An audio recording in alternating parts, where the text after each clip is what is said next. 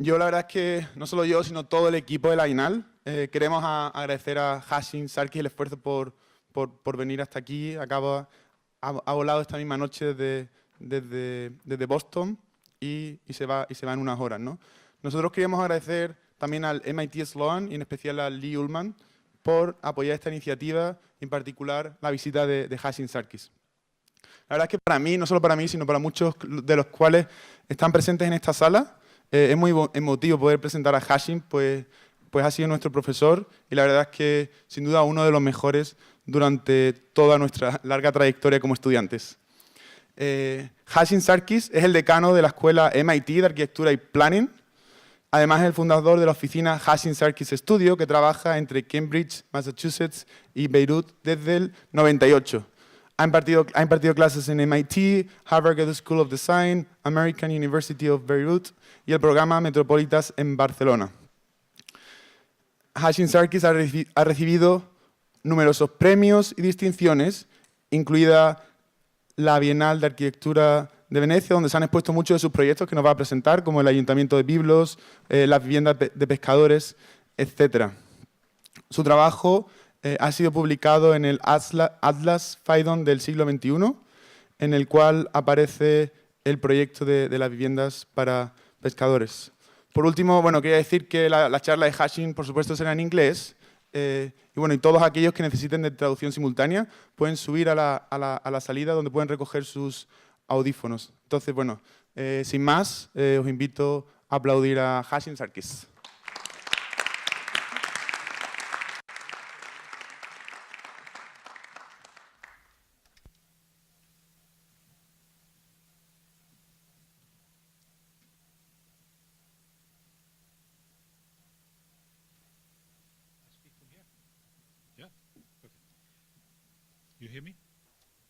¿Me pueden escuchar? José, muchísimas gracias. Felipe, Rodrigo, muchas gracias. Gracias por traerme de vuelta a Valparaíso y por incluirme en esta fantástica exhibición, en esta fantástica presentación y especialmente cuando estamos sentados ahí con mi amigo Solano. Muchas gracias. Mi tarea era hablar de recursos y pensando en cuáles son los recursos que utilizamos en arquitectura, pensé que quizás la paleta en que pensamos en términos de material es demasiado amplia o quizás es demasiado pequeña. Y cada vez más probablemente vamos a estar pensando en la escasez de recursos y pensando en esa reducción, pero sí creo que no importa cómo lo veamos, si trabajamos con muchos recursos que son inconmensurables, si estos recursos son materiales, si es mano de obra, si es cultura, amor o cualquier otra cosa. Pero más importante aún, no debemos excluir la casualidad. Tenemos una amplitud de materiales con los que trabajar y mucho de lo que hacemos es un proceso de selección de estos recursos, una selección muy parsimoniosa que es lo que hace que nuestros trabajos funcionen o no. En el 2010 queríamos abrir una competencia anónima para poder desarrollar en la ciudad de Biblos, al norte en la costa del Mediterráneo oriental, y era el cómo hacer una competencia que queríamos en blanco y negro, que realmente requería que fuera en blanco y negro, hacia un proyecto que se convirtiera en un proyecto en color. Y desde un proyecto pasar a una construcción, a un edificio. En el proceso voy a describir cómo pasamos la arquitectura desde las imágenes hasta formas más específicas y cómo pasamos de formas a materiales. Y aun cuando en algunos procesos, y pensé que la presentación hoy día fueron muy claras acerca de los materiales siendo algo que existe ahí desde el inicio, en la competencia tendemos a ir al revés, desde el concepto de la imagen hacia la materialidad. Biblos es una de las dos ciudades más antiguas habitadas en el mundo. Es un sitio de patrimonio cultural del mundo, y esto ha realizado muchas excavaciones que ha significado que muchos ciudadanos se tengan que ir fuera de la ciudad. Y lo que lleva hacia Beirut, a Trípoli, ha dividido la ciudad moderna de la antigua. Y ustedes saben también, como ocurre acá, que no es algo muy bueno tener estas áreas de patrimonio cultural porque limita el crecimiento, y esto no ha sido muy bueno aquí. Y excepto por varios alcaldes muy buenos que han tomado buenas decisiones sobre otras buenas decisiones, esto ha permitido que la ciudad se desarrolle de esta manera y que pueda revitalizarse, que pueda atraer turistas y que pueda expandir la esperanza de los ciudadanos para que realmente se convierta en una atracción mundial. Y ahí lo que teníamos que hacer era en el intercambio de la carretera entre la ciudad antigua, histórica, y la nueva, en donde quedaba un acceso romano antiguo.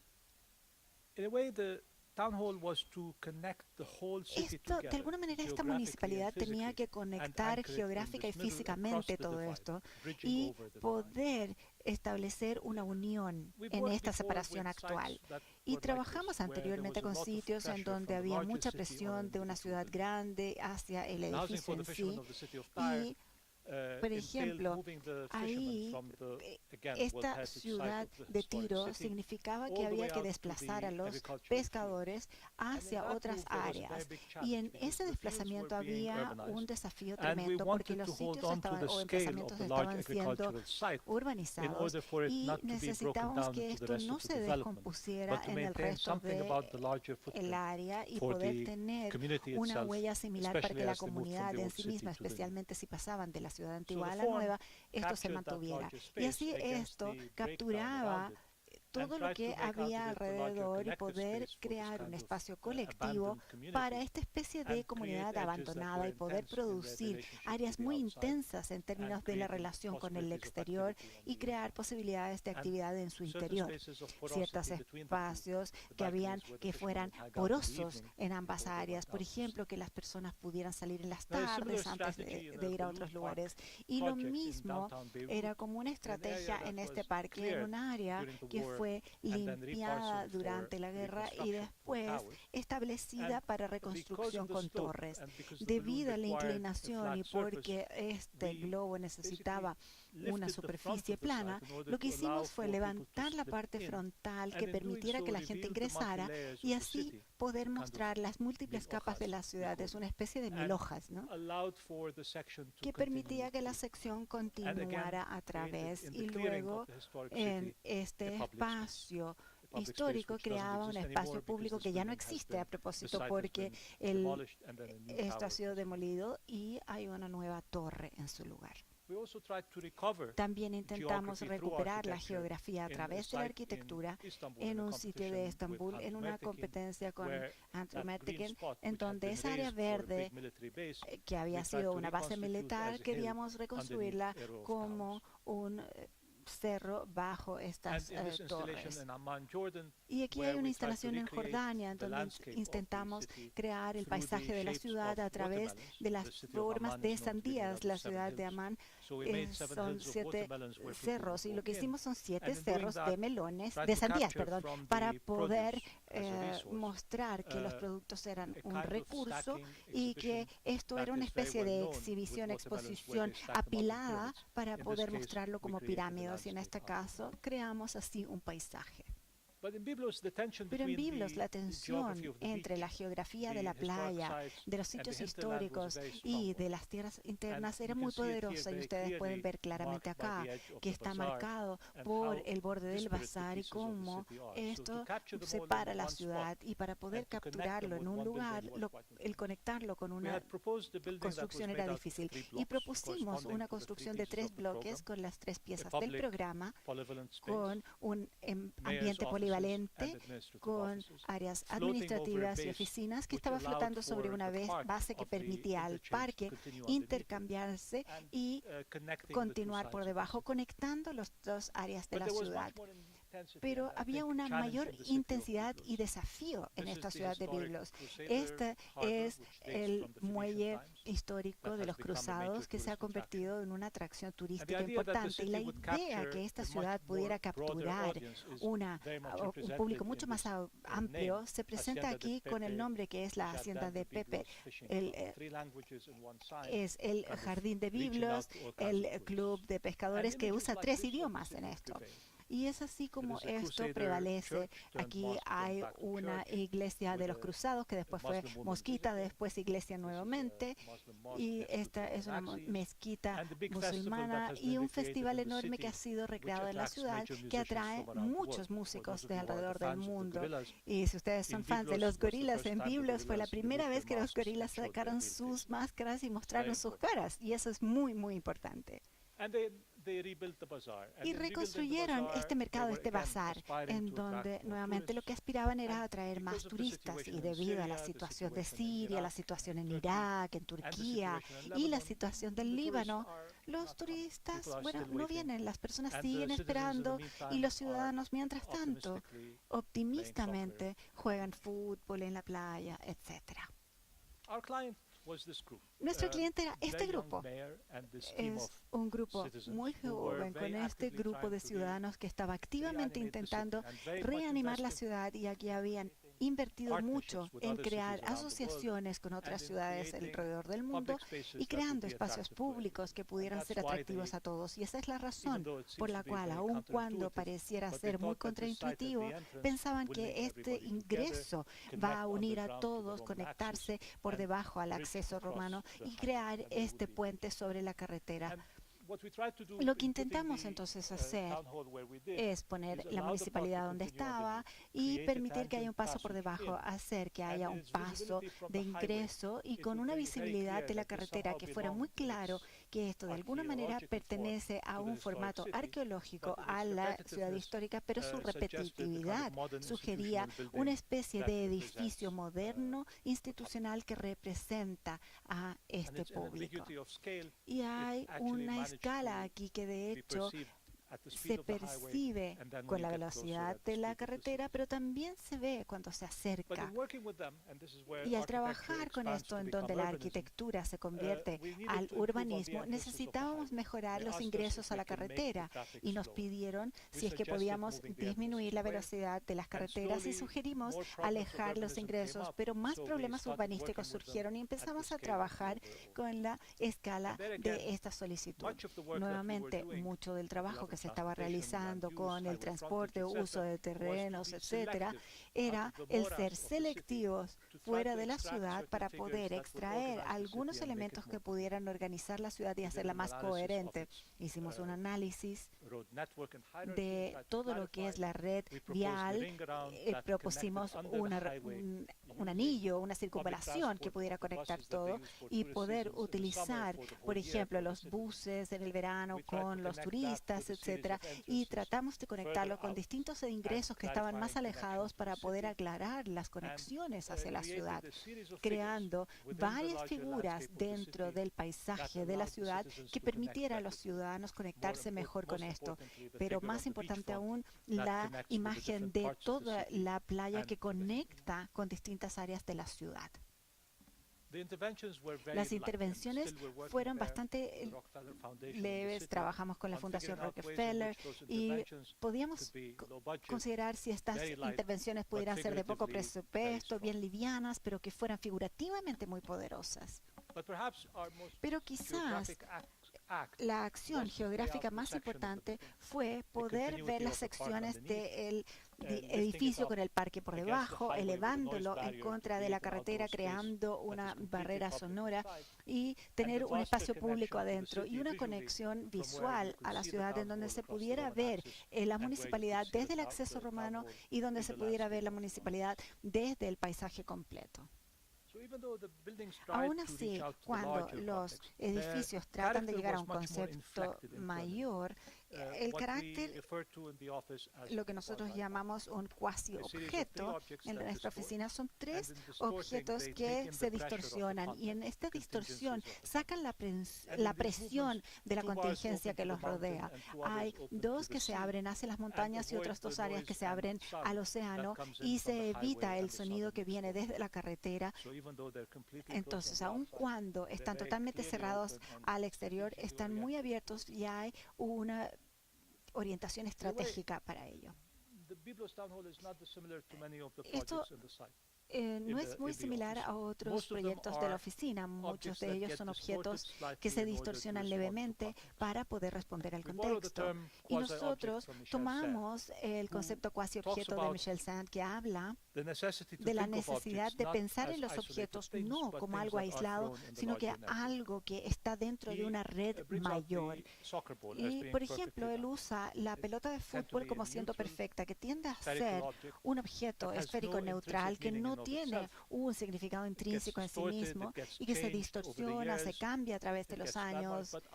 Pero finalmente, lo más importante como su rol es usarse para el juego y tiene distintos significados cuando se lanza al campo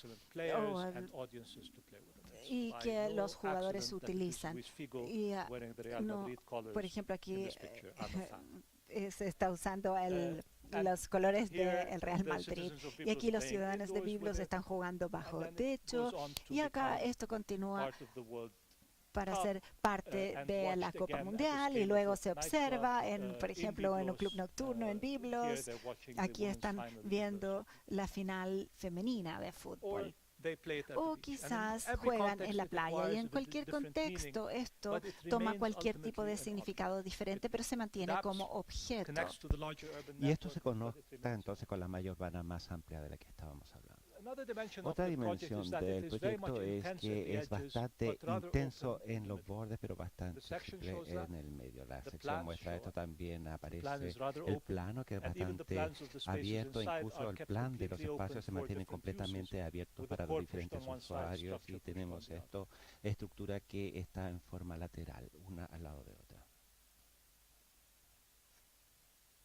Esta estrategia comenzó con el edificio que nos pidieron que diseñáramos, un edificio que suponía que tenía que tener un centro de terrazas y también tener una escuela para chefs y también tener un centro de producción de alimentos, porque era muy importante dentro del Líbano. Y a la medida que tratamos de organizar este programa, vimos que la mejor forma de organizar efectivamente este programa era llevar las actividades hacia los bordes y crear estas situaciones que permiten las diferentes actividades, aun cuando el edificio nunca fue terminado. Estos portales todavía son polivalentes y se usan a través de las temporadas y los días. Y luego lo tratamos de planear en diferentes proyectos para fuera de la necesidad y decir que la mayor parte de estas actividades se ponen más bien sobre los costados y pueden ver la parsimonia que todo esto tiene. Podemos poner tanto, pero se deja todo el resto abierto.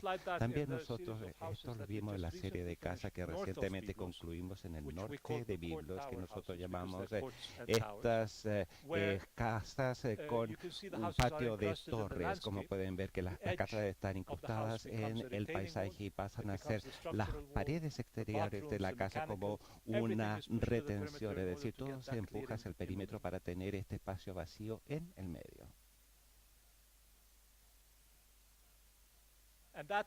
Y esto se coloca en la forma en que las habitaciones se enfrentan hacia el noroeste y luego tenemos esta apertura hacia el sur y por el otro lado están cerradas. Pueden ver también aquí esta habitación que está completamente abierta para convertirse en una terraza, una especie de balcón.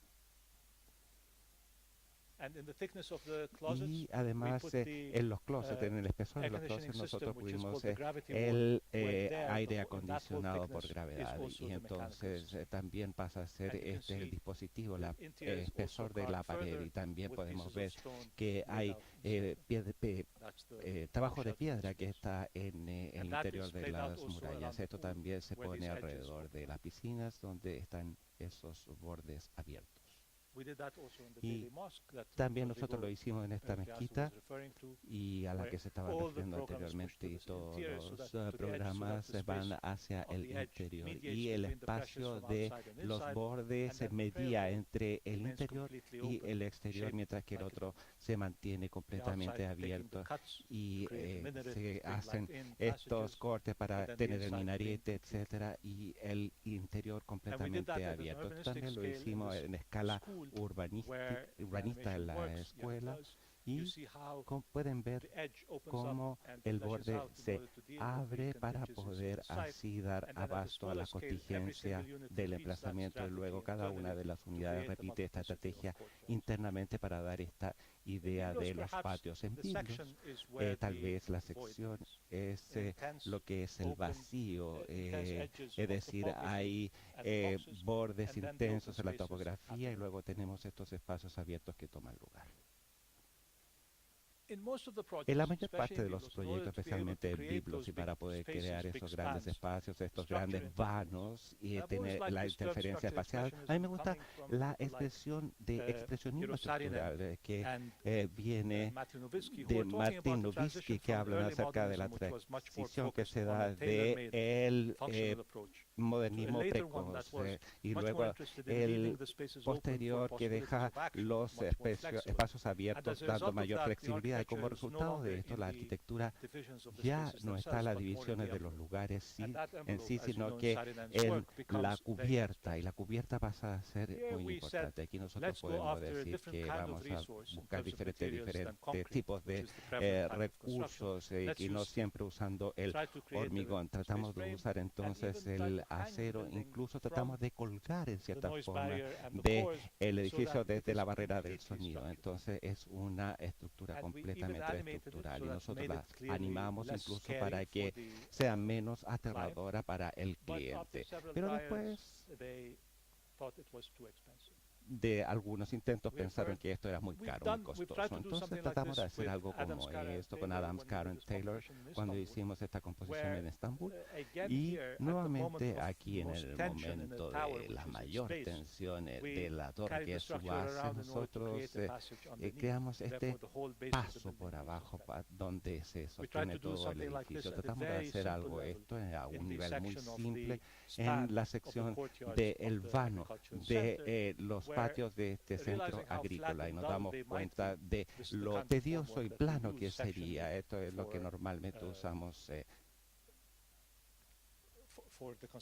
para la construcción del tejado. Entonces nosotros podemos levantar los bloques con una capa adicional de piedras. Entonces cuando se hace el vaciado del cemento, se puede dejar esa estructura en los vanos. Y nosotros tratamos además de abordar esto haciendo que toda la estructura tuviera un sistema de levante, pero como era temporal, tuvimos que seguir el método tradicional y pusimos estos pilotes. Y la idea era que los pilotes se pudieran así sustentar y además ponerlos en forma diferente en vez de hacerlo en forma que no se ajustara al presupuesto y con columnas. Entonces en biblos teníamos un compromiso, y debido a las distancias nosotros pudimos poner estas columnas y agregar 4 en los bloques. Ustedes pueden ver que hay un problema en uno de los pisos porque está muy próxima a la entrada, pero en general yo diría que esto funcionó bien.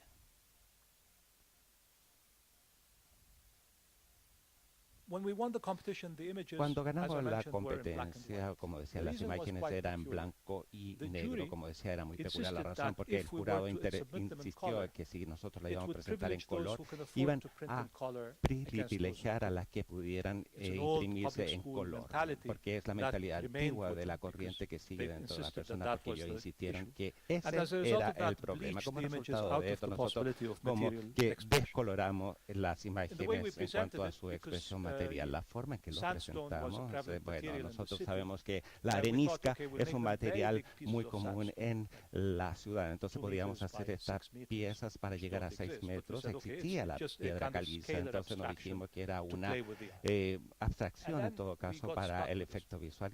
Y comenzamos a ver esto y dijeron que querían que fuera con arenisca. La arenisca es la piedra oficial del lugar y es muy difícil entonces tener un bloque de este tamaño de la caliza, y por lo general ha sido reciclado en este lugar.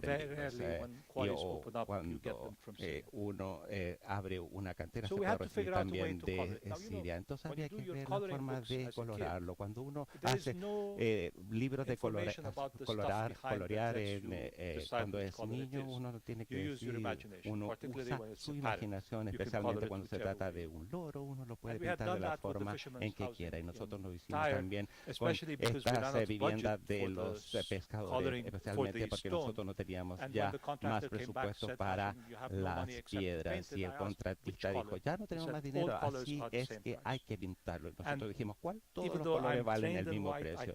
Y bueno, aunque pensemos en blanco o en material, yo pensé hacerlo con color primero para bajar el volumen, para llegar a una escala intermedia que no fuera muy grande, y además para poder tapar los errores cometidos en los encofrados.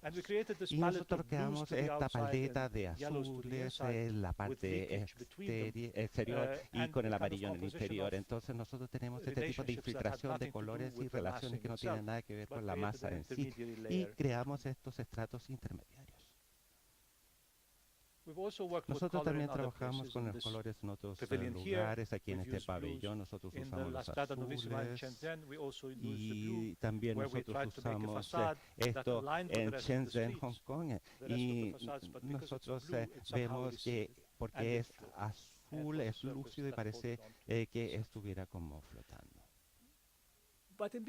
Pero en Biblos la estrategia del color fue levemente diferente. No había una indicación de que la superficie tendría que ser de alguna materialidad especialmente, y era como las fotos. Uno sabe que las fotos tienen un cierto color de la tez, y nosotros tratamos de ajustar la paleta de acuerdo a la tonalidad de la tez. Nosotros hicimos esto con los edificios. Por ejemplo, aquí tenemos una biblioteca en Beirut, un edificio que nunca fue construido, y aquí podemos ver que hay mucho color de pigmentos en el cemento, y también usamos para poner el color a la madera y para que pudiera asimilarse más bien la madera al cemento. Pero en Biblos tuvimos que trabajar con arenisca, esa era la obligación. Y yo no sé si alguien ha trabajado con arenisca, no es un material fácil porque es frágil, se desmorona, etcétera, y además mientras más grande es la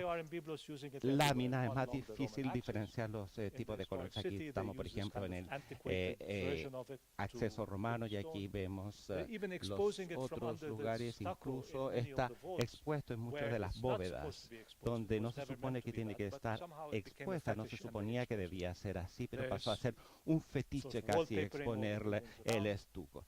Y en algunos casos nosotros vemos que los arquitectos tratan de cubrir los cantos porque comienzan a desmoronarse cuando esto está demasiado grueso.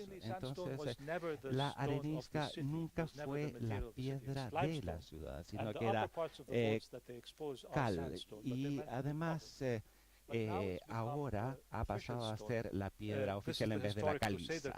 Entonces aquí vemos que esto también fue recubierto con piedra caliza, pero esta fue robada durante los años, y por eso quedó expuesta la arenisca, y así la arenisca pasó a ser la piedra oficial. Y yo traté de arrancarme de esta idea de que íbamos a usar paneles de hormigón cubiertas con arenisca, hasta que en un momento había tres camionadas de este material enfrente del emplazamiento. Entonces en ese momento yo estaba viajando para ir a comprar piedras de otro proyecto, y además me encontré con esta piedra o mármol traventino muy hermosa, y cuando estuve al frente yo dije, ojalá que la arenisca pudiera hacer lo que hace el travertino. Entonces tal vez sí se puede lograr con la arenisca, porque si nosotros las cortamos en piezas más pequeñas, es decir, que en el tamaño de azulejos romanos van a pasar a ser como los píxeles, donde podamos diferenciar los colores mucho mejor. Entonces nosotros tomamos la fotografía, la pixelamos y en 4 formas o perfiles, y luego pusimos todo este patrón en toda la fachada para que se viera como que era un solo bloque. Volvimos al emplazamiento y en este momento había un grupo de trabajadores refugiados de Siria que eran buenos para trabajar en la piedra, y nosotros así lo dividimos en 4 matices más o menos amarillo, más rojizo, etcétera, etcétera, y hicimos un boceto sobre la fachada, y una persona estaba arriba y otro encima diciéndole cómo lo fueran montando. Y créanme, hicieron algunos errores en la gran fachada, y luego trataron de ir mezclando mejor todo esto hasta que no hubiera ningún error, y solamente con 2 personas, una arriba y otra abajo, y fuimos pixelando todo esto. Tratamos de ver el espesor haciendo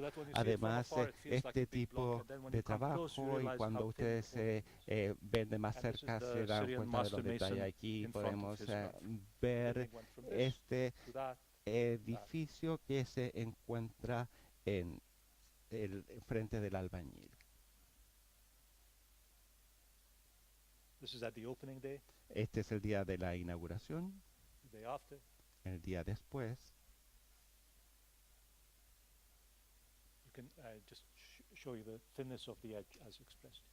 Y aquí pueden ver cómo se ha expresado el espesor total de los bordes. Ahora, cuando presentamos el proyecto, la idea es que había una pérgola por debajo, y eso pasaría a ser como una cortina para proteger. Y esto resultó ser demasiado caro. Tratamos de reinterpretar esto con diferentes materialidades y texturas, y siempre me gusta escribir sobre la superficie, y esto viene tal vez de una tendencia de graffiti como en el resto de Valparaíso, pero también tiene que ver con la percepción de que la arquitectura fue capaz de ser mucho más acogedora para las otras artes, en vez de esta forma tan restrictiva que tenemos hoy día, de que siempre tiene que ser la fachada de la misma forma, tiene que ser un umbral donde nosotros controlamos todos los aspectos de la expresión. La arquitectura se expresa para que haya una convivencia de diferentes disciplinas, incluyendo la literatura, pero hay algo muy bonito de la escritura, porque en un edificio, especialmente en la noción de la inscripción, donde ustedes pueden inscribir algo, es decir, ustedes ponen la mano, pero la superficie resiste a eso, y hay una interacción en cómo uno ejerce presión y cómo se produce el rebote.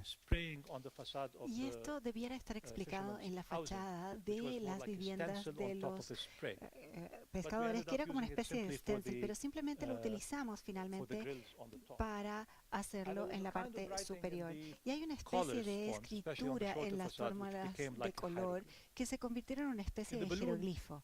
En el globo utilizamos el encofrado en la parte superior para indicar la textura de los cortes, pero también se convirtió en un sistema de flechas y lo suplementaron con las escrituras del asfalto. Trajimos el asfalto casi como si fuera una pista de un aeropuerto, y así los niños, por ejemplo, aquí podían sentarse a esperar, y la señal de salida era una inscripción en esa área pintada para crear esa ilusión de salida. Y también trabajamos con inscripción a gran escala, en donde aquí tenemos, por ejemplo, en Turquía, en donde la casa de alguna manera es una línea que está en esa línea de los árboles, creando una especie de escritura, o quizás en la fachada de esta biblioteca, en donde había un juego de 2 señas de lenguaje de señas, en donde había una especie de marca, como si uno estuviera sacando con un dedo o haciendo una marca con el dedo. Pero en Biblos, como ustedes pueden saber, quizás es el lugar en donde se creó el primer alfabeto fonético por los fenicios. Por lo tanto, esa es la asociación con Biblos, con libro que realizaron los griegos. Y es ese alfabeto el que se convirtió la fuente del alfabeto griego. Y pensé que quizás yo podría de alguna manera traer un código de barra a una especie de alfabeto para que produjera la nueva fachada del edificio, y así al estar conduciendo uno podría ver esto y crear la palabra Biblos. Y empezamos a crear esto, hicimos una abstracción, creamos una continuidad entre las verticales y las horizontales para poder crear la pérgola y el otro área, y así apareció el problema del color, en donde teníamos un color muy específico en la piedra arenisca, pero ¿cómo le damos color a esto otro? ¿Y qué tipo de recurso debo utilizar para el color? Y a mí me obsesiona el azul, creo que ya está claro hasta el momento, ¿no? Pero ¿qué azul? Hay 53 de ellos en estas distintas áreas. Y en este caso, yo estaba revisando las revistas de moda de mi esposa y vi esta colección de Dries Van Noten,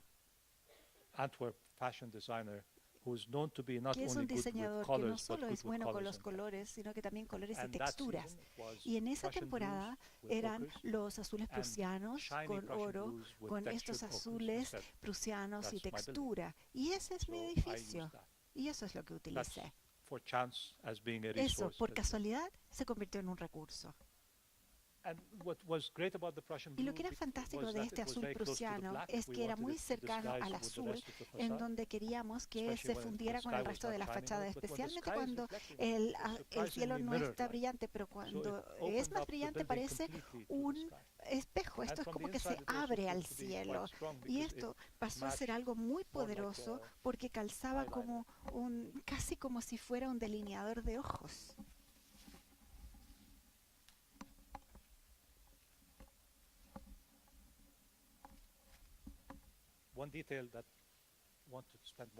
Un detalle en el que quiero hablar más es esta conexión de la vertical con el horizontal, cuando estas no están perpendiculares. Y fue realmente un problema porque las piezas no eran del mismo tamaño. Por lo tanto, en vez de hacer una continuidad, simplemente la corté y ahí coloqué la iluminación. Porque si no, hubiera sido tremendamente costoso hacerlo distinto. Y esta es la pérgola vista desde abajo.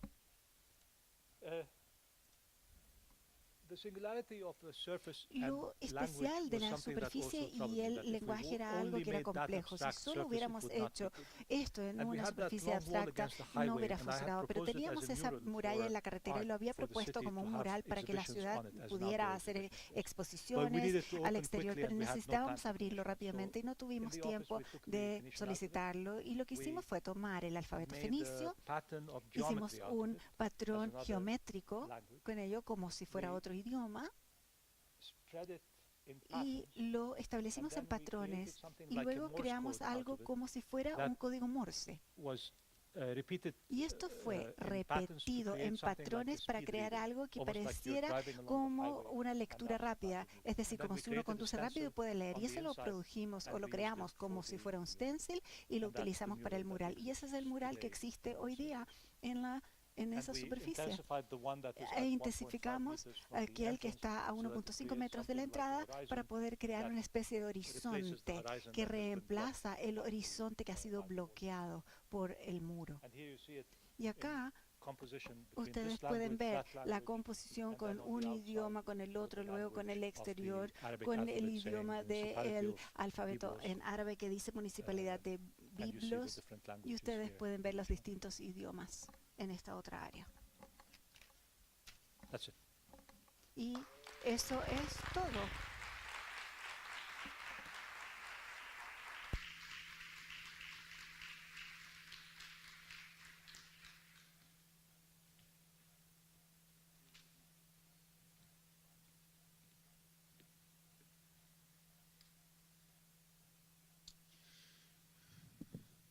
Well, thank you so much for such a lecture, Muchas Hashim. gracias por esta presentación, Hashim. Bueno, ahora vamos a pasar a la última charla del día We will now hear para the last luego presentation of the tener day, una so that we conversación can entre later on Hashim y have a los ponentes que conversation tenemos con between nosotros. Hashim and our Ahora tenemos a presenters. Gabinete de Arquitectura, We have que está Gabinete de representada hoy Arquitectura por that is today represented Gloria Cabral by y Solano Gloria Benítez. Cabral and Solano Yo creo que en este Benítez. contexto In this no es necesario presentarlos, I do todos not los believe conocéis that we incluso can mucho mejor que introduce yo, them. You know pero them aún much así better vamos a than seguir el myself, protocolo y but vamos a we will presentar a follow nuestros the amigos protocol and we will aquí. introduce our friends. Como sabéis, Gabinete de Arquitectura As you know, es una Gabinete de oficina Arquitectura is an conformada por office Solano that is Benítez, created by Gloria Solano Cabral Benítez, y Solanito Gloria Benítez. Cabral and Solanito Benítez. Tiene una fantástica obra They have a wonderful como work, la Casa such as, Esmeraldina, el Centro de Rehabilitación Casa Infantil Teletón Esmeraldina, o la Casa Anitas. Teletón or Casa Han Anitas. sido Premio Nacional de Arquitectura They por are- el Colegio de Arquitectos de Paraguay, finalistas del Premio Latinoamericano Mies van der Rohe y representantes por Paraguay en las Bienales de Venecia, Sao Paulo, Lisboa, etc.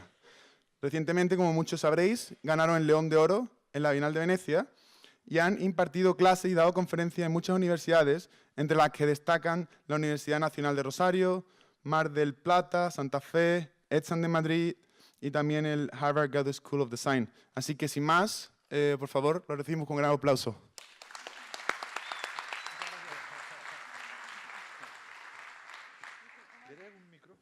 ¿Cómo hacemos con el micrófono? Creo que tenemos un poquito de problema. A ver, tú dices. O si nos sacamos, No nos sé. vamos pasando. Ah, mejor. El primero es así. Ok. Buenas noches, fantástico estar aquí. I will try to talk to Hashim. Esta es nuestra presentation.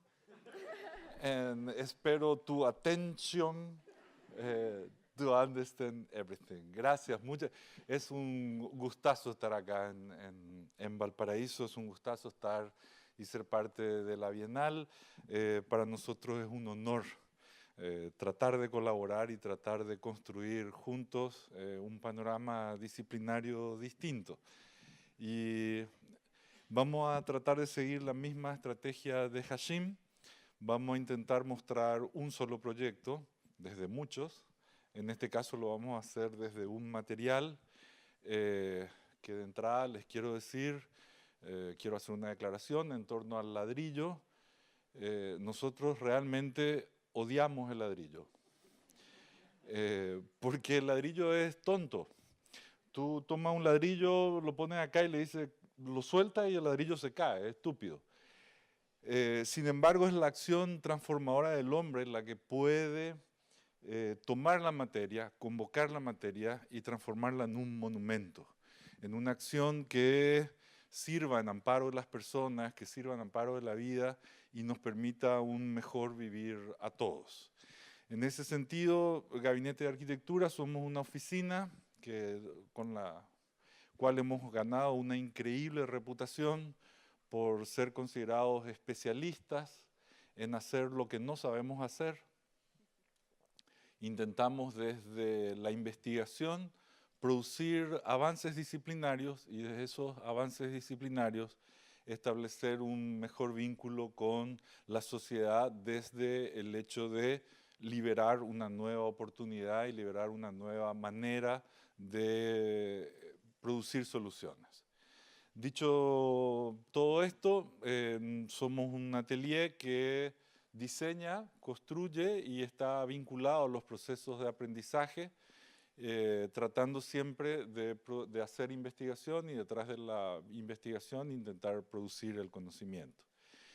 En el caso específico de la materia, hoy vamos a mostrar, tenemos aproximaciones a la materia y al material desde distintos enfoques, pero en este caso lo más fácil para 30 minutos va a ser abordar en esta relación amor-odio que tenemos con el ladrillo. En realidad él nos ama y nosotros lo odiamos. y vamos a tratar de mostrar proyectos desde ahí. Solano. Este primer proyecto que le vamos a mostrar es el que construimos en la Bienal de Venecia. Nosotros fuimos invitados en el mes de septiembre del 2015, presentamos nuestra primera propuesta. Pasó septiembre, octubre, noviembre, diciembre, enero, febrero. En marzo nos dicen no por la propuesta. Presentamos una otra propuesta y una otra y una otra. En la número 18 dijimos, bueno, todas las respuestas son no. ¿Cómo hacemos? ¿Por qué? Y el problema era que no se sabía cuánto era lo que podía soportar el suelo en el Giardini, en el lugar donde estábamos exponiendo. Y cuando nos dicen que no sabían y que no podíamos entonces tener una idea de cuánto era lo que podíamos descargar ahí, en una conversación con Aravena, Aravena le pregunta a los ingenieros de Venecia, bueno, pero una idea tienen que tener, un auto, puede soportar un auto, o 2 o 3, pueden entrar autos. En Venecia no hay autos. Entonces sí, estábamos realmente en problemas hasta que decimos, bueno, ¿cuál es lo máximo que por lo que transita en ese lugar podríamos llegar a descargar? Nos dan un peso y en ese momento sabíamos que hicimos la inversa de lo que normalmente hacemos. Sabíamos que podíamos llegar a descargar en este lugar 1872 ladrillos, ni uno más ni uno menos. Entonces, con 1872 ladrillos hicimos una primera estructura, hicimos la número 18 estructura. Ya en ese momento ya sabíamos calcular, ya estábamos entrenados por nuestros ingenieros que en ese caso eran españoles y que estaban trabajando desde España. Ya estábamos entrenados para poder hacer nosotros mismos los cálculos de las bóvedas catenarias y ya solo pasar por una revisión de ingeniería. Y empezamos la negociación, ya faltaba muy poco tiempo para la inauguración de la Bienal. Empezamos la negociación de poder construir. Solano viaja a Venecia, llega, hacen un pacto, consigue todo el equipo de construcción, todo desde allá. Vuelve a Asunción y ahí viajo yo 15 días antes de la inauguración. 15 días antes, este era el lugar donde teníamos que poner nuestra construcción. 14 días antes estaba así, 13 días antes estaba 12, 11, faltaban 10 días y en realidad el equipo constructor de allá nos decían que no, cuesta imposible, el ladrillo es diferente, el concreto es diferente también, entonces no se puede hacer esa construcción acá. Y nosotros con videos mostrando que en realidad el problema era que no estaban construyendo de la manera en que deberían, en que no estaban humedeciendo suficiente los ladrillos, ese tipo de cosas, conseguimos que en el 10º día nos digan, bueno, vamos a intentar. En ese momento Aravena nos dice que teníamos un plan A, que era el haber terminado toda la bóveda, que prácticamente ya era imposible, y había un plan Z, que era hacer el encofrado completo y poner fotografías de cómo tendría que haber sido y poner fotografías alrededor de cómo son los trabajos que hacemos en Asunción. Empezamos la construcción, faltando 10 días, se hizo esto. Lo que Aravena nos dice es que a medida que más acompañamiento nuestro, yo ya tenía que volver a Asunción, y a medida que más acompañamiento nuestro tenga, más nos podíamos llegar a acercar del plan Z al plan A y ver si es que lográbamos terminar esto. Faltando 9 días hicimos el encofrado en un día, faltando 8 días se empezaron a colocar las piezas, los prefabricados, faltando 7 días estaba así, faltando 6 días, faltando 5 días, llegamos a cerrar la estructura y teníamos que esperar los 5 días que nos faltaban a que se seque y termine de endurecerse y trabajar la estructura finalmente. Luego la historia la puede contar Hashim porque el día de la inauguración logramos sacar los encofrados y al sacar los encofrados directamente entró el jurado a ver lo que pasaba. Y esto era más o menos lo que pasaba ahí. Habíamos construido esta cantidad. Los 1872 ladrillos nos permitían construir con un aparejo de 15 normal aproximadamente una habitación de 3,25 metros por 3,25 metros por 2,30 metros de alto. Esa era la cantidad de materia que podíamos descargar en ese lugar. Con esa materia, en proceso inverso, tal como lo explicó Gloria, logramos hacer esta estructura que tenía más de 8 metros de alto, aproximadamente 10 metros de largo y bueno, un ancho similar de 7 u 8 metros de altura.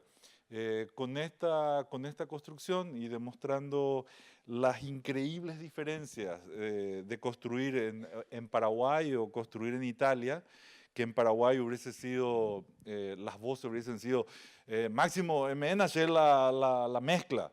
Es una mezcla, o sea, es entre guaraní y español, y en Italia en realidad era máximo la malta. Esta era la única diferencia que habíamos encontrado al momento final de construir ahí. Eso nos pone, perdón, en referencia solo para entender que este material que tiene más de 3.000 años de protocolo y que tiene es prácticamente un material global porque no hay ninguna parte del planeta que no se haya pretendido acondicionar a partir de la utilización de un material tan interesante como es el ladrillo, tenga en Asunción, debido a la baja tecnología de la industria de la construcción, etcétera, al ladrillo como protagonista. Pero hay que entender una cosa, nuestros ladrillos y nuestras construcciones en realidad son ladrillos romanos. Ladrillos romanos porque si nosotros nos fijamos en una construcción maravillosa como puede ser el Panteón, podemos ver una construcción que libera unos 42 metros de espacio libre, de una bóveda que termina en un óculo, con unas paredes hechas con ladrillos maravillosos que dan unas líneas que son muy primorosas, etcétera, etcétera. Y entonces, claro, todos nos sentimos desafiando la materia y diciendo lo que el ladrillo puede ser y mezclado con las voces de Kant y los maestros, preguntarle al material qué es lo que quiere ser, etcétera. En realidad, esto es para la gente que ve desde afuera la disciplina, porque si nosotros, los que estudiamos arquitectura, sabemos que en la planta del Panteón, la diferencia entre un ladrillo interior y el ladrillo exterior son aproximadamente 5 metros, y 5 metros en el interior de puzzolana romana. Es decir, que el ladrillo es un ladrillo muy humilde que en realidad lo que está intentando es poder confinar la puzzolana adentro, y en esos 5 metros esa puzzolana es la que permite, ese concreto romano es el que permite toda esa evolución, etc. En relación a lo que nosotros hacemos, decimos que es un ladrillo romano porque va pasando el tiempo y el concreto va mejorando. Llega un momento incluso en que se mejora al momento de volverlo concreto armado. Y hoy en día tenemos la posibilidad de un concreto que se mejora con microsílices y con fibras, ni siquiera con barras ya se refuerza, sino que directamente se utilizan materiales como el grafeno, el grafito, etcétera, etcétera, para producir un hormigón de altísima calidad. Pero al mismo tiempo, el ladrillo es solo eso. Es un humilde material que nos permite, debido a la dimensión que tiene y a lo maleable que es, nos permite poder otra vez confinar en el interior la cantidad de concreto que nos sirve en amparo de la construcción de algunas estructuras mayores. En este caso, ¿lo querés explicar vos? ¿Lo explico yo? En este caso trabajamos incluso con materiales de demolición cerámicos, es decir, esto que normalmente es considerado refugo, nos sirven para armar esos paneles, perdón, estos. Con esos paneles armamos estos casetones triangulares. Entre casetón triangular y casetón pusimos en este caso un concreto normal y comenzamos a diseñar no solo unas losas, sino también la posibilidad de armar vigas que nos permitan sostener, en este caso, una construcción que es muy particular y muy importante en Paraguay, que es el lugar donde se comen los asados. Esto es un quincho en Paraguay, es el lugar donde se reúne la familia en torno al cadáver de una vaca y se hace una ceremonia de ingesta masiva, etc. Bueno, no sabría cómo explicarlo de otra manera. Entonces, lo que hacemos es una estructura muy sencilla que en realidad tiene, socorro, a ver, con este. Tiene una columna acá, tiene otra columna cerca del lindero y tiene, porque hay una viga que anda por acá, hay otra viga que anda por acá y otra que anda por acá. Para que esta viga no necesite un apoyo acá, lo que hacemos es utilizar el voladizo de esta viga para acá de forma tal a poder levantar esa estructura y disminuir la cantidad de apoyos. Entonces, esa viga que la construimos a partir de esos paneles, en realidad es la estructura de cierre y de soporte de toda la otra celosía que está por debajo, que es la que permite las sombras y el particular acondicionamiento de ese lugar. En el momento del desencofrado de la viga de enfrente, nosotros teníamos 12 metros de luz entre pilar y pilar, más 12 metros de voladizo. Y bueno, cuando estábamos desencofrando el voladizo, la sorpresa fue que en el momento de desencofrar la mitad de donde está apoyado entre pilar y pilar, los puntales del voladizo cayeron, porque bajó la viga en 3 milímetros en el centro de toda esta celosía y en el voladizo en la punta subió 3 milímetros. 6. 3 y 6 al otro lado. Fue impresionante. Bueno, y todo el tiempo tratamos de hacer eso. Nosotros entendimos hace mucho tiempo que era muy difícil. Muchas veces comparan nuestro trabajo con los aportes del genial ingeniero Eladio Dieste. Y nosotros también debemos decir en homenaje a él que lo odiamos profundamente, porque nosotros de ninguna manera podíamos pensar como él pensaba. En primer lugar, era ingeniero y se podía aproximar a la materia desde el cálculo, cosa que para nosotros de entrada no es nuestra expertise. En segundo lugar, él producía sus ladrillos, es decir, sabía exactamente a cuánto trabajaba y cuál era la capacidad de cada una de las materias que él estaba convocando, lo cual era absolutamente imposible para nosotros.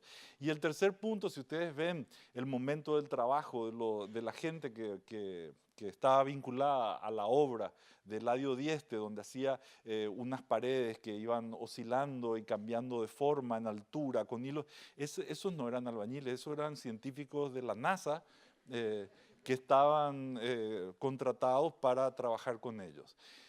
Dicho esto, todo lo que él nos había mostrado era un motivo de absoluta frustración hasta el momento en que entendimos que realmente lo que él hacía era mostrarnos que era posible pensar de manera diferente. Entonces nuestra aproximación fue ya no desde el cálculo, ya no desde la materia que era más o menos la misma y que no la podíamos arbitrar, sino que fue desde la constructividad.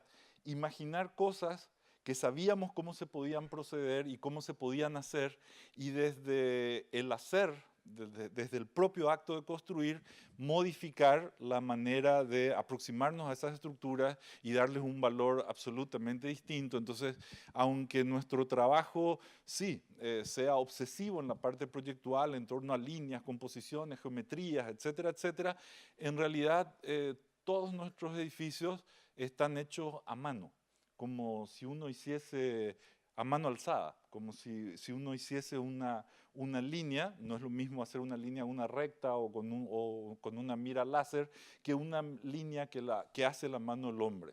Porque al hacer al hombre hacer esa línea se traduce en una otra forma de expresar y de ser en el espacio. Bueno, a ver, yo sigo con esto. Este no es mi proyecto, este no es nuestro proyecto, esto es el Educatorio de Utrecht, de Rem Koolhaas. Ustedes saben que para resolver cosas como este auditorio que se ve acá atrás, él tiene el soporte y la ayuda de la gente Ove Arup, que es la que les calcula, y entonces como esta es una sala que tiene casi 22 butacas, tiene más de 20 metros de luz libre, entonces en un acto de exhibicionismo el ingeniero se saca las tripas, las expande para abajo, deja la capa de compresión arriba muy pequeña y saca toda la ferretería ahí, y todos gozamos de una manera así, Dios, esta es la ingeniería, claro que tenemos que mirar esto y tenemos que entender. Pero acá en Sudamérica nosotros tenemos la voz de otra gente, en algunos casos callada. Este es el genial ingeniero Heberto Castillo. Heberto Castillo diseñó y patentó lo que se llama la tridilosa. La tridilosa es una estructura espacial hecha de esta manera, a la manera mexicana. En México se hacen unos túneles maravillosos en la ciudad de Guanajuato, no sé si ustedes lo conocen, ellos desarrollaron una técnica preciosa que se llama tequila y dinamita. Y entonces con la tequila y dinamita ellos van haciendo unas oraciones que son brutales. De la misma manera, en Europa estos serían unas esferas con unos conos de intersección de titanio, etcétera, etcétera, pero en la genial mente de este señor Heberto Castillo no es más que hierro de construcción con soldadura de punto, etcétera, etcétera. Y él logra hacer este tipo de cosas, que las 20 butacas de Koolhaas serían de aquí a aquí más o menos, ¿verdad? Y esto es en zona sísmica, etcétera, ¿verdad? Entonces, con la misma idea de este tipo de estructuras, hace las combinaciones, saca también ferretería para abajo, usa una capa de compresión para arriba, usa dos losas muy reducidas en espesor, con toda, digamos, con la estructura espacial en el medio, o utiliza como zona de aligeramiento en determinados lugares. Este es nuestro homenaje a este señor, Heberto Castillo. Y Heberto, lógicamente, nos muestra una estereoestructura. Cuando uno tiene una estereoestructura, lo que es cilíndrico acá trabaja la compresión, lo que es plano está trabajando a la tracción. Y nosotros, en realidad, teníamos esto. Y teníamos esto. Y en realidad entonces comenzamos a pensar cómo podíamos mezclar esto con esto.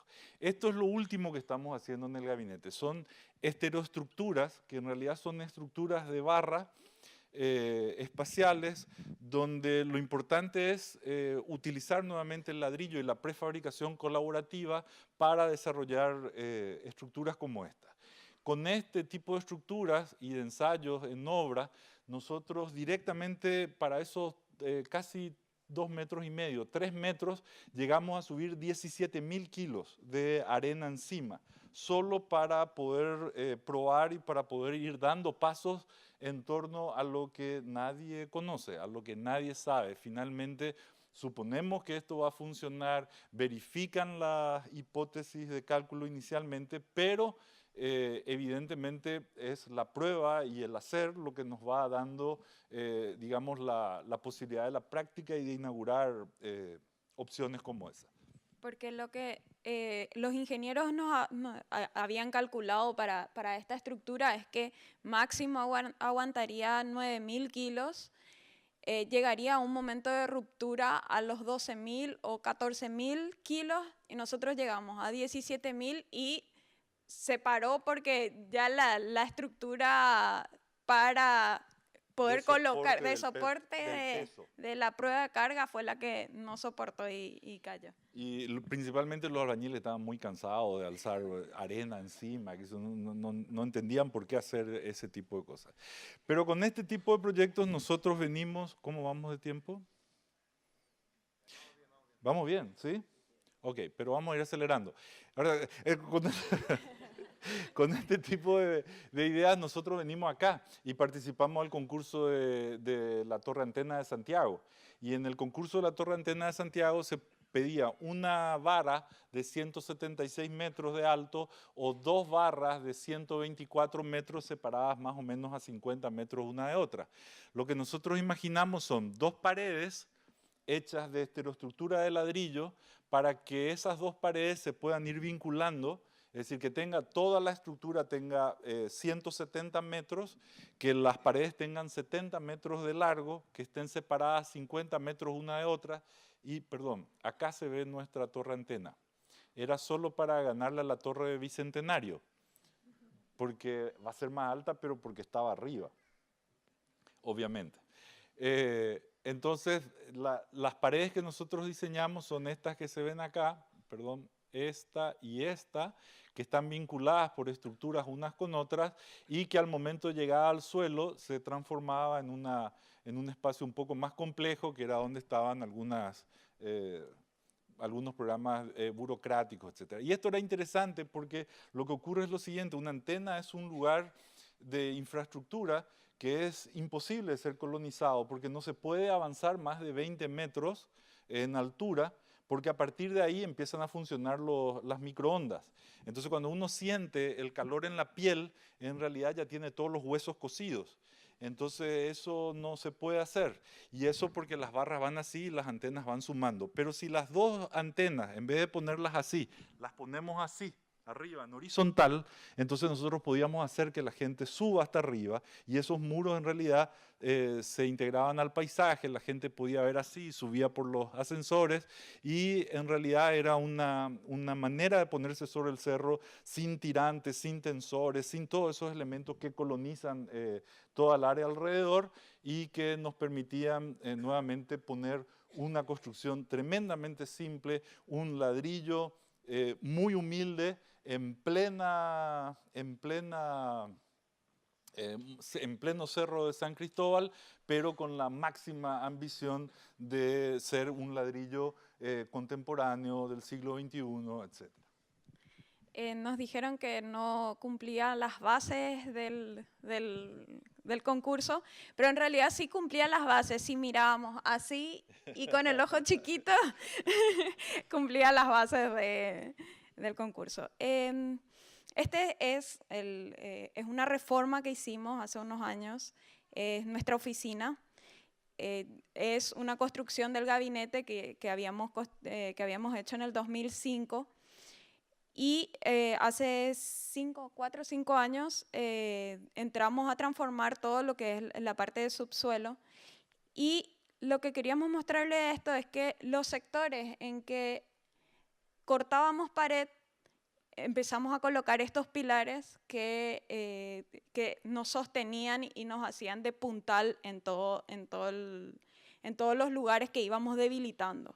Entonces hicimos que un lugar que estaba compartimentado en 3 habitaciones se convirtiese en un solo espacio. Estos mismos pilares nosotros los construíamos a suelo sin cargar la base y en el momento en que terminábamos y se secaban los ladrillos, ahí los levantábamos y terminábamos de asegurar en las bases. Claro, le poníamos estos zapatitos y con estos zapatos terminábamos de ajustar para que esto estuviese realmente trabajando. Siempre pensamos que el que tiene un martillo piensa que todos sus problemas son clavos. Bueno, nosotros hemos descubierto de alguna manera que trabajando con la materia existente y con los materiales más comunes que tenemos a mano, podemos simplemente cambiando la constructividad, no imaginando que esa columna debe hacerse con la expertise de un albañil científico, sino que se puede hacer en el suelo sin ningún problema, como una estructura reticular.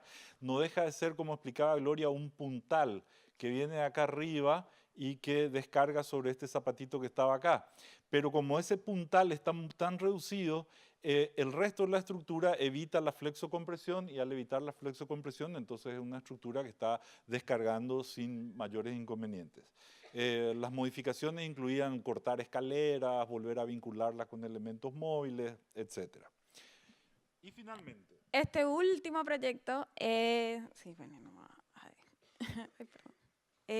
un proyecto que creo que fue el proyecto que más legajo tuvo del gabinete, el que más trabajamos durante un año en detallar todo el proyecto porque era una obra pública, entonces no la íbamos a construir nosotros. El legajo tiene como 500 páginas más o menos, donde te va mostrando cada eje, cómo coincide, qué tiene que coincidir con qué, cómo trabaja cada nervio, todo eso. Y nuestra sorpresa es que al llegar al lugar de obra, nos encontramos con este replanteamiento de los propios obreros que traducían esos planos súper detallados y técnicos en su lógica y en su manera de pensar. Además está decir que le estamos copiando todas estas cosas a Pepe, que él la tiene en maqueta, pero nosotros ya la construimos copiándonos desde el futuro hacia el pasado, pero es lo mismo. Este proyecto lo hicimos en el 2002, lo entregamos en el 2012 para la Facultad de Arquitectura. Eran dos edificios, uno de planta cuadrangular, que era el edificio para la carrera nueva que se incorporaba a la Facultad de Arquitectura, Diseño y Arte, que era la de Ciencias del Espacio y el Movimiento, que era la Facultad de Danza.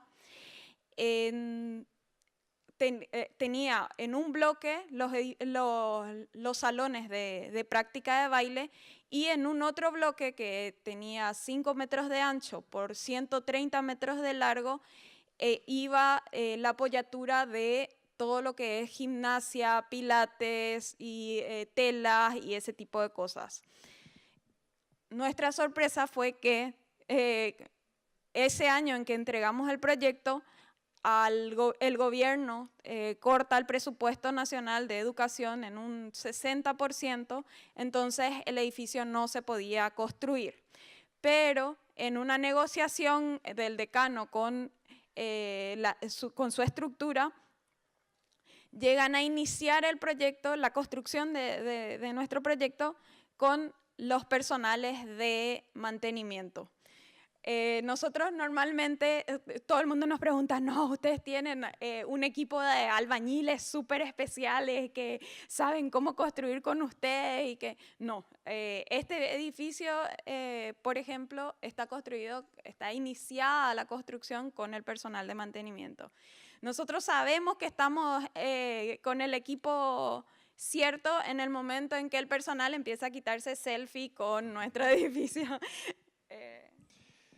Y entonces el proyecto inicia con el adiestramiento a las personas, el adiestramiento al que sería el fiscal de obras, solamente para que vaya, y esa gente que estaba para cambiar los focos y cambiar algo que se desprendía de las paredes, inicia la construcción de este edificio. 5 años después, la obra está más o menos así.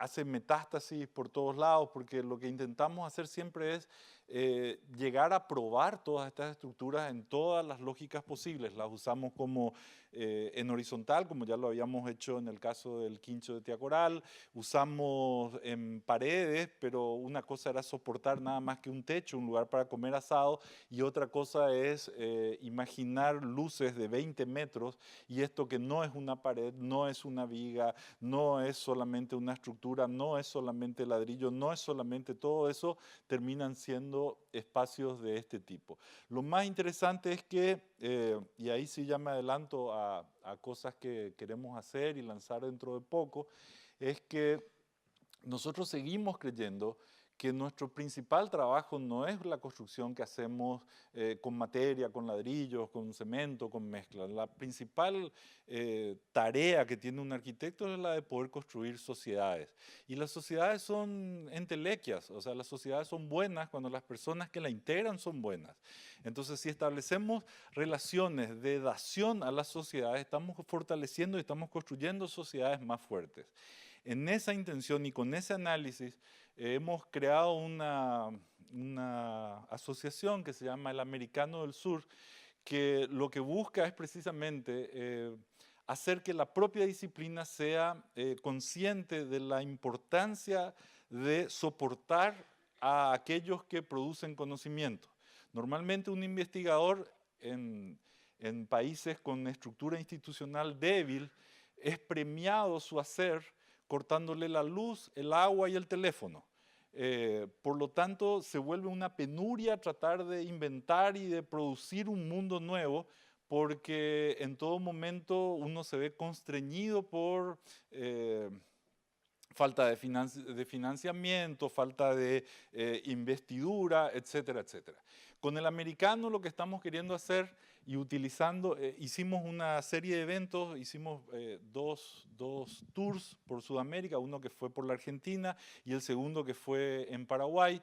Hemos juntado una cierta cantidad de dinero y hemos convencido a la gente de la Facultad de Arquitectura de la Universidad Nacional de Asunción que el siguiente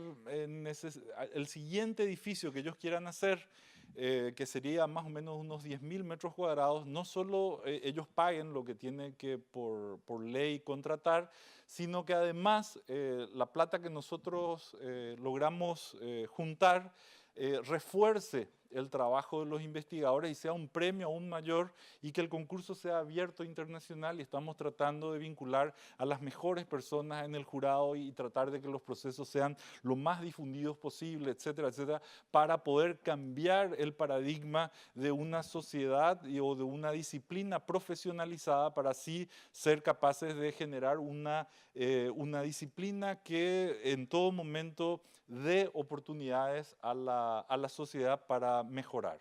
Así que en los próximos meses estén atentos porque vamos a hacer un llamado a un concurso internacional público de esos 10.000 metros cuadrados para esta misma universidad, donde lo que vamos a estar buscando y vamos a estar premiando es al proyecto de investigación más interesante, al que mejor propuesta tenga para los próximos 20 o 30 años que va a durar, o 50 años que va a durar en permanencia estos edificios, y esperemos que sean capaces de adaptarse a estos tiempos nuevos, etcétera, etcétera.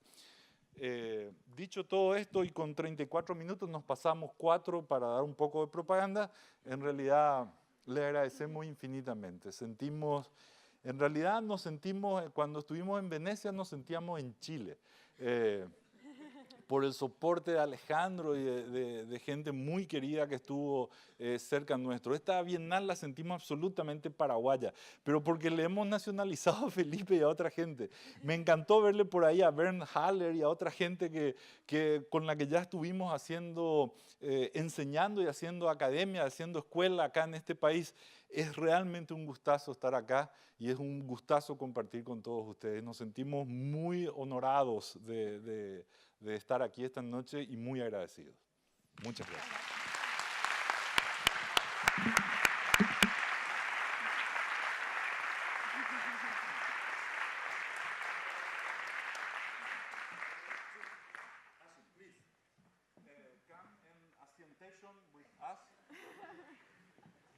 Please. Yes, no. Ah, okay. I'm sorry.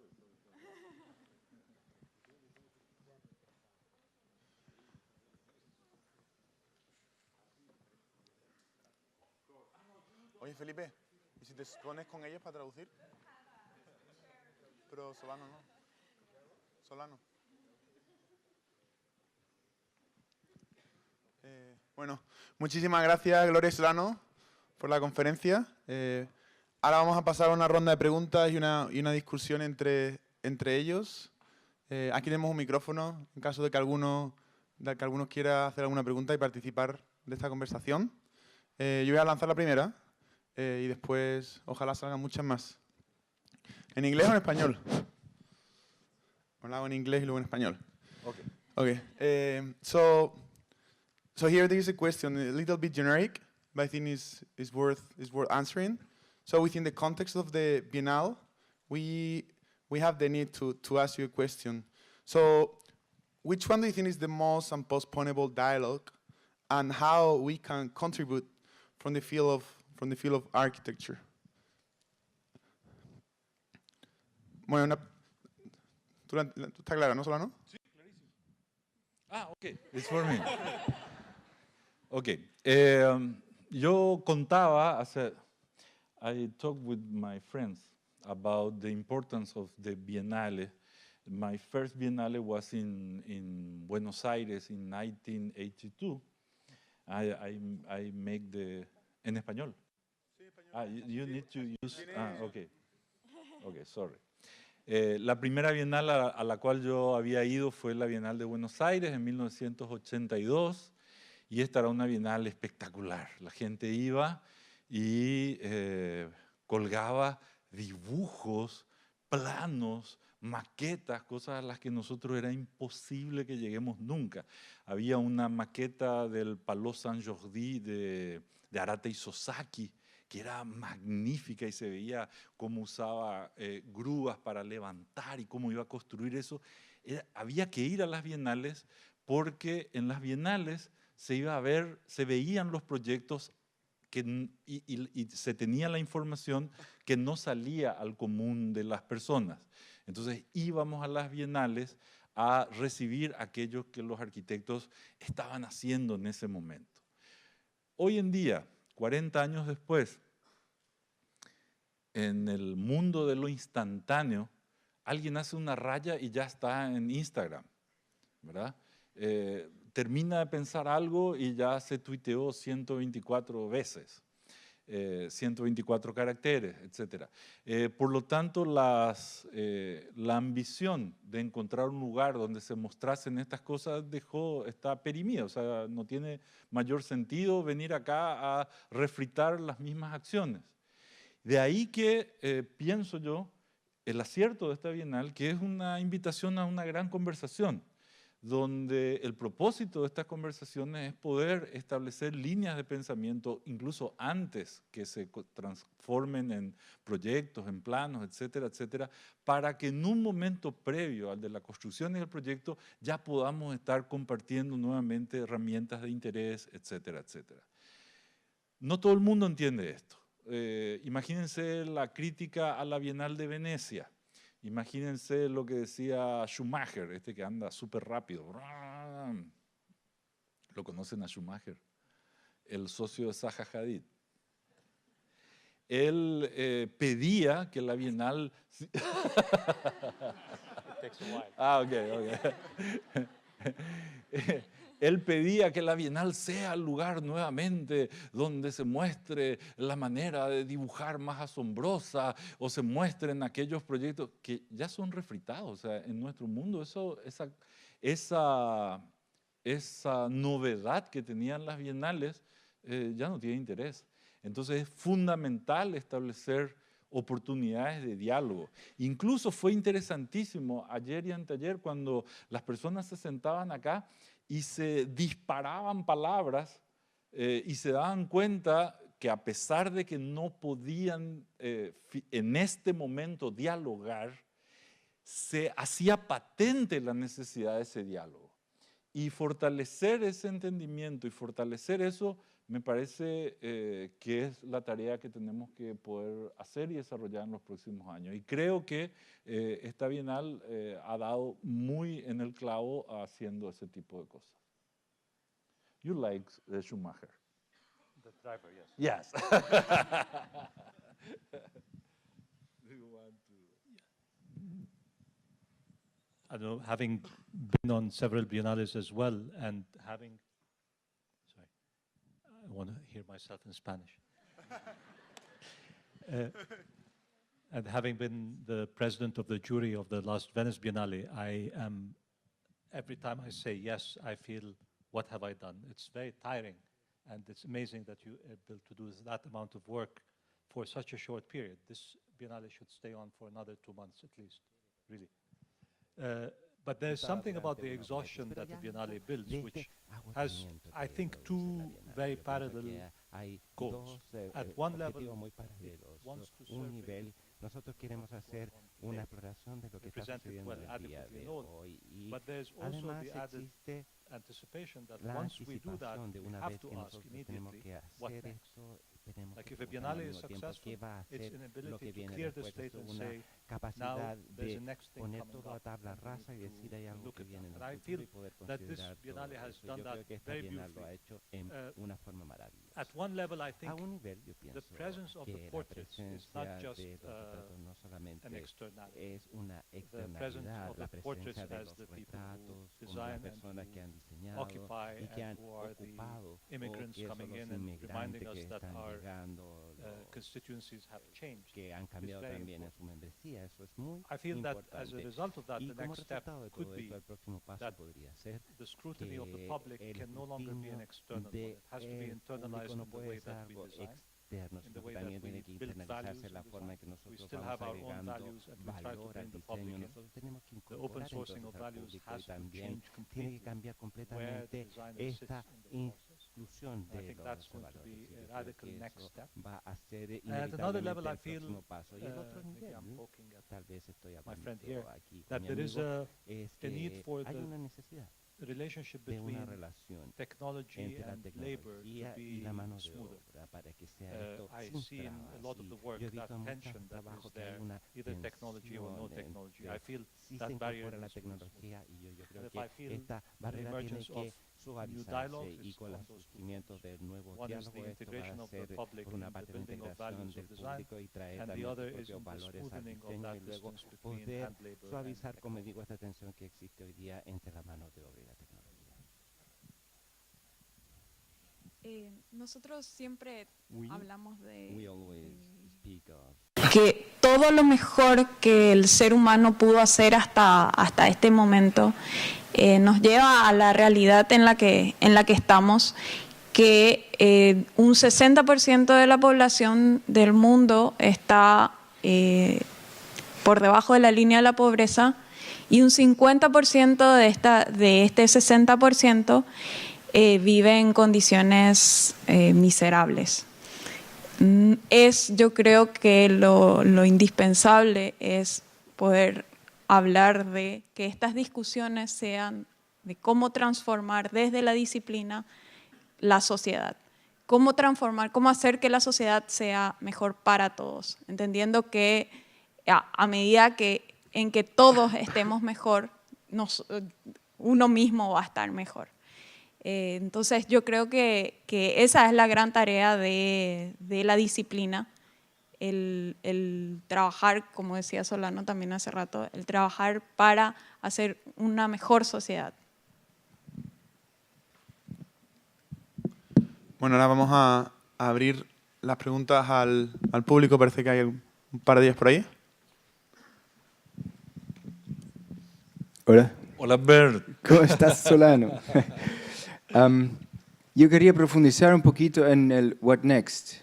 Yo encuentro la Bienal de Venecia ha sido como un primer intento de mirar a qué es lo que podría ser una alternativa a los edificios de espejos o las ciudades que están llenos de high tech.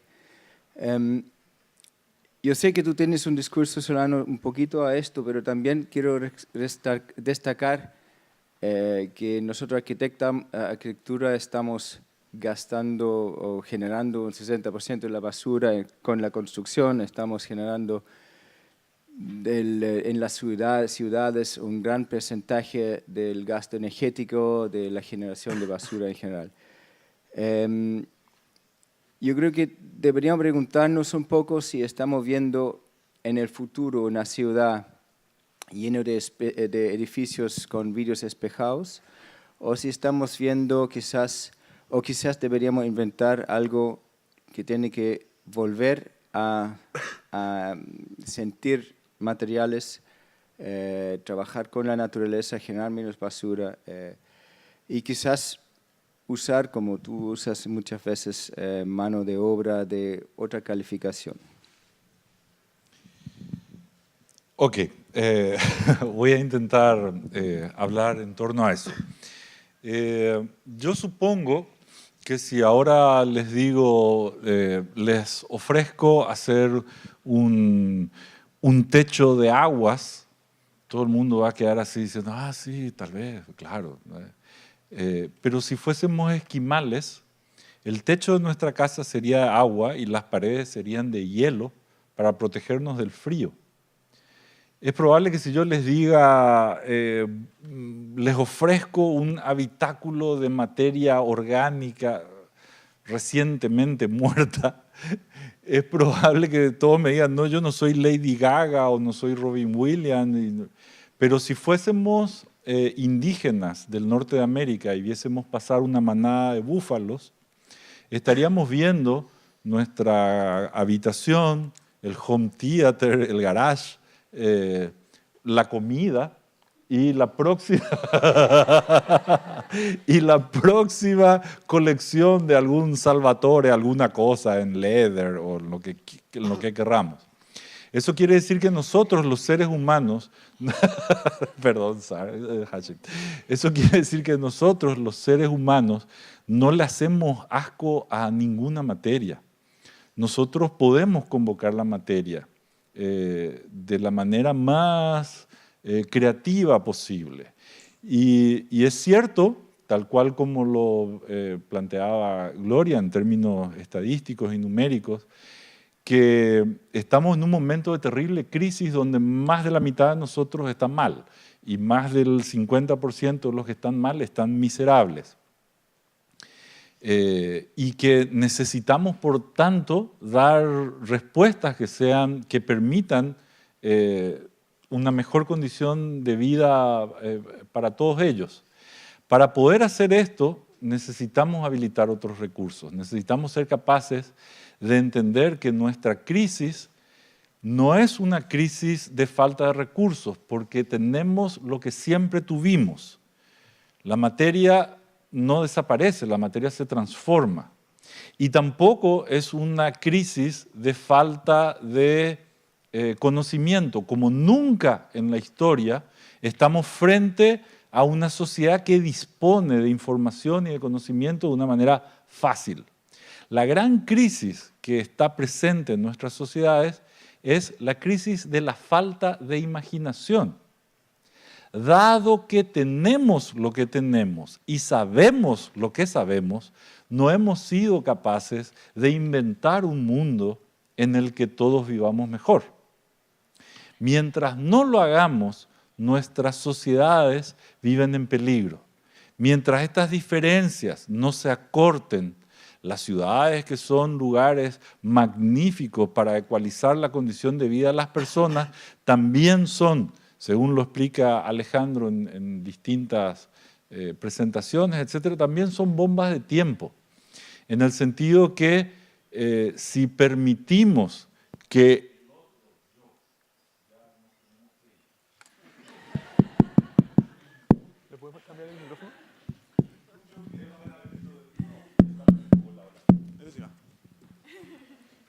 Okay.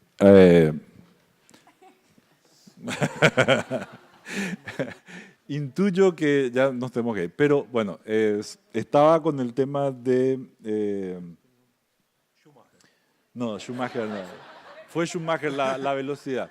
Que dado que nuestra crisis es la crisis de la imaginación, y entonces tenemos que darnos tiempo para esta capacidad esencialmente humana que nos permite habitar sobre una roca que se desplaza en el espacio a una velocidad increíble, nos permita mirar lo que tenemos como oportunidades de auxilio a aquellos que hoy no se encuentran bien.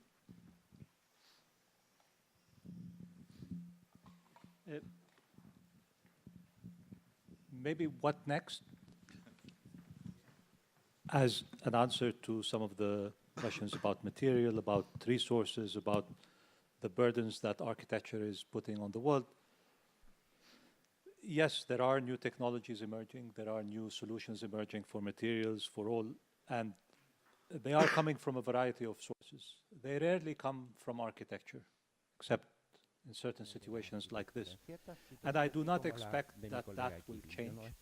That architecture has made... La arquitectura tiene un conjunto de responsabilidades muy distinto. Claro, nosotros tenemos que estar atentos ante estos cambios y tratar de integrarlos, asimilarlos, pero tal vez la responsabilidad que sí nos recae, que se nos olvida un poco, y tal vez en respuesta a su pregunta es, what's next? ¿Qué es lo que viene? ¿Qué es lo que hacemos mejor? Tenemos que imaginarnos lo que viene. Nosotros podemos proponer un mundo que sea así y no así. Y como arquitectos nosotros tenemos esta responsabilidad y tendemos a olvidarlo porque nosotros tenemos este peso sobre los hombros, o la responsabilidad que nos recae, que tenemos que responder a todos los aspectos de todos los asuntos sociales, y a veces podemos responder y a veces no también. Entonces nosotros tenemos que asumir muchas cargas que no nos corresponden. Entonces decimos que el cielo va a caer y tenemos que salvarlo. Pero bueno, tal vez es parte de nuestra responsabilidad, pero gran parte no lo es. Y al hacer esto se nos olvida que nuestra responsabilidad es nuestra imaginación. Nosotros tenemos que ser mejores en torno a la imaginación y además traer estas propuestas a las personas para que las puedan probar, etcétera, y así proyectarnos. Estas no son problemas para solucionar, sino que son solamente soluciones que se pueden proponer. En algunas experiencias que en ese imaginario, some of the experiences, docencia más de Solano que mía, trabajamos con los estudiantes en cómo producir, cómo construir desde materia, no solamente materia estabilizada por fuego o de una manera física, sino cómo construir con materia estabilizada por vida. Trabajamos tenemos chicos que están haciendo tesis en Asunción con el Mycelium, que solidifica la tierra el Bacillus pasteuri solidifica la tierra con este material, y la materia vegetal puede ser solidificada con el Mycelium.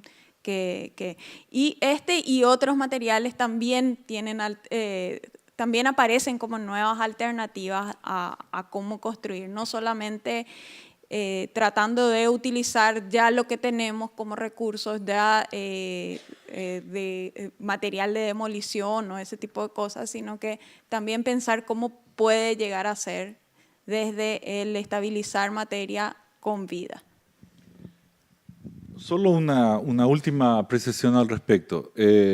Nos convidaron hace 2 o 3 años a hacer proyectos para África.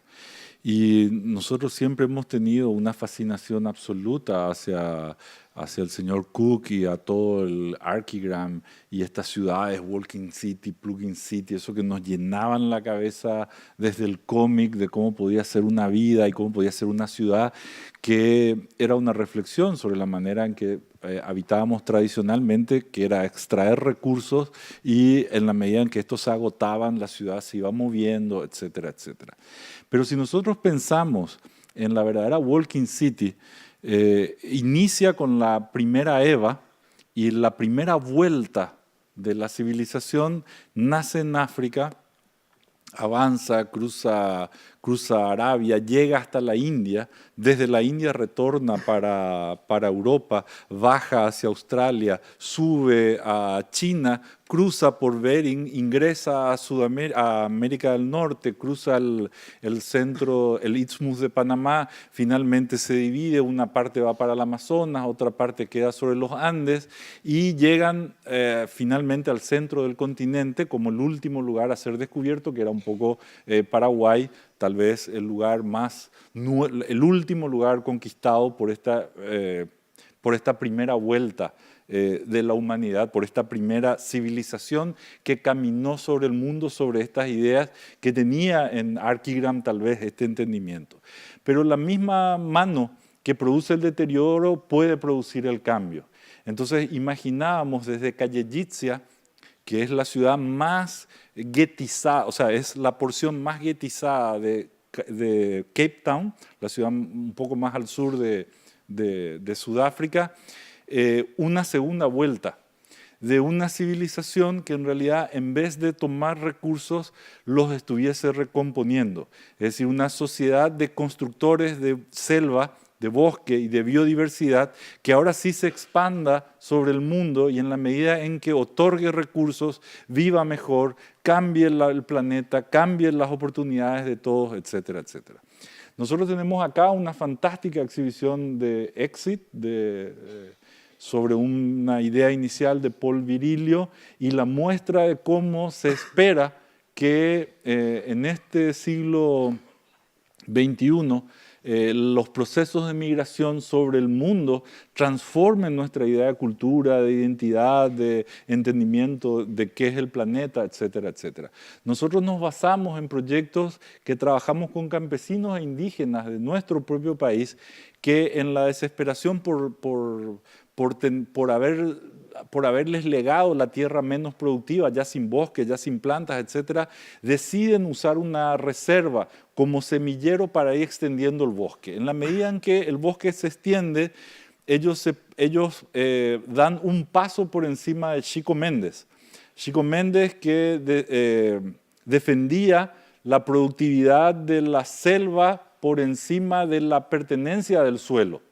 Es decir, unos podían ser los dueños del suelo, pero el bosque era un otro dominio, era una otra condición legada. Y en la medida en que conservaban el bosque, obtenían recursos, se alimentaban mejor, soportaban la biodiversidad, etcétera, etcétera. Entonces, en el siglo XXI, donde el genoma va a ser la clave, entender que hoy entendemos el mapa de la vida y que la vida no solo sigue una secuencia, sino que esa secuencia se puede programar, la biodiversidad es la biblioteca más grande que tiene la humanidad de recursos para entender cómo la materia ha sido transformada en el tiempo en este sitio. Si esas novedades que están en todos lados, están en los diarios, etcétera, etcétera, logramos entender, vamos a poder dinamizar inteligencias y recursos en pos de ya no fabricar ladrillos, sino tener una granja de ladrillos. Ya no fabricar vidrios, sino tener una plantación de plásticos orgánicos que nos permitan la misma transparencia, la misma, pero convocados desde la vida, desde una otra manera de entender la disponibilidad de recursos, etcétera, etcétera. Particularmente creo que esa es una línea de investigación y de creación que está siendo inaugurada en el mundo y que es absolutamente atractiva para nosotros, ¿verdad? Creo y recuerdo haber hecho contigo proyectos, por ejemplo, de madera inflable, ¿sí? Que lo hicimos en la universidad acá, en la Andrés Bello, en Santiago de Chile, donde precisamente convocábamos a la materia y desde una otra condición éramos capaces de pedirle que luego se conviertan en material y que luego convoquen proyectos y que luego la imaginación sea capaz de despertar oportunidades para todo el mundo. Sorry, perdón. No. Bueno, se está haciendo tarde, empiezan a sonar las tripas. Hashim quiere hablar. Okay. I think the Virilio installation of Diller's video and the discussion about immigration brings to mind, yes, we are responsible for understanding the emerging audiences and how they change. And yes, there are groups in society that are disempowered, and we need to address those. Con ningún tipo de poder y que eso debemos considerarlo. No podemos hacerlo solos. Creo que hay una modestia que debemos considerar en mente, pero lo que nosotros hacemos mucho y debemos considerar es traer la belleza, llevarla a lugares donde no existe. Y con belleza también hay una sensación de dignidad. Y siento que debido a esas escalas de mapeo y de la clasificación global, debemos traer la arquitectura, llevarla a ese nivel, que debemos utilizar la arquitectura para expresar cuáles son los valores globales, que no excluye a ciertos grupos de otros. Y creo que la arquitectura está todavía imbuida en esa expresión en que no la hace móvil en términos culturales y otros, y que no hay proyectos que no se pueden posponer, que es poder tener esa consideración global. Bueno, como decía, se está haciendo un poco tarde, pero tenemos tiempo para una última It is pregunta. getting late, but we have time for one more question. I think we have somebody back there.